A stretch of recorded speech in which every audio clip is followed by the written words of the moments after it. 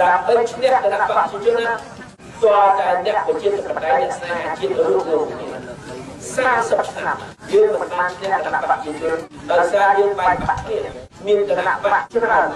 តាមពីទូតស៊ីនបែកតាមពីសំរាស៊ីគណៈបកសិទ្ធិមនុស្សទៅបែកគ្នាតែឥឡូវគឺពេញរលាយហើយសំរាស៊ីហើយសិទ្ធិមនុស្សចូលគ្នាហើយចេញជាសង្គមជាតិហើយគ្រប់គាត់បងប្អូនសម្រាប់យើងរួមគ្នាហើយសម្រាប់ស្នេហាជាតិគឺគណៈបកតែមួយឥឡូវមួយទល់មួយសង្គមជាតិយើងតំណាងឲ្យជាតិខ្មែរយើងតំណាងឲ្យអំពើល្អយើងតំណាងឲ្យយុត្តិធម៌យើងរួមគ្នាគណៈបកសង្គមជាតិតែមួយគណៈបកគេគណៈបកប្រជាជនគឺខាងគេវាមានចំណុចដែរអញ្ចឹងមួយទល់មួយតើមួយទល់មួយបានសង្គមជាតិបានតំណាងស្នេហាជាតិអាចឈ្នះបើបែកគ្នាគឺពិបាកឈ្នះមិនងាយឈ្នះ30ឆ្នាំយើងធ្វើយើងបានមិនទាន់បានឈ្នះទេដោយសារយើងបែកគ្នាតែយើងរួមគ្នាប៉ុន្តែឥឡូវគណៈបកប្រជាជនគេដឹងអញ្ចឹងគេដឹងថាអូបើអ្នកស្នេហាជាតិរួមគ្នាគណៈបកប្រជាជនតែចាស់ចឹងគេអត់ចង់ចាញ់ទេគេមិនចង់ចាញ់គេធ្វើម៉េចគេត្រូវបង្កើតគណៈបកទៅ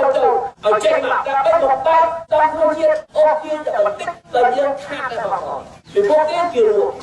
ហើយបើយើងបង្កើតគ្នាតែបន្តិចគឺយើងខាតដោយសារស្អីពីព្រោះប្រព័ន្ធបោះឆ្នោតឥឡូវនេះគឺមួយទល់នឹងមួយបើសម្លេងស្មើគ្នាគឺយើងលើគណៈបកប្រជាជនតែបន្តិចប៉ុន្តែបើយើងបែកសម្លេងតិចទៅ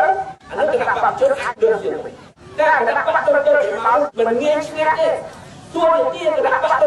អាចមកកន្លងគឺគាត់មកបង្កើតសម្លេងពីយើងបន្តិច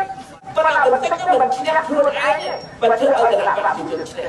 ដូច្នេះសូមបងប្អូនគិតពិចារណាគណៈបកទៅមកដឹងខ្លួនហើយដឹងខ្លួនថាខ្លួនមិនងាយឈ្នះទេ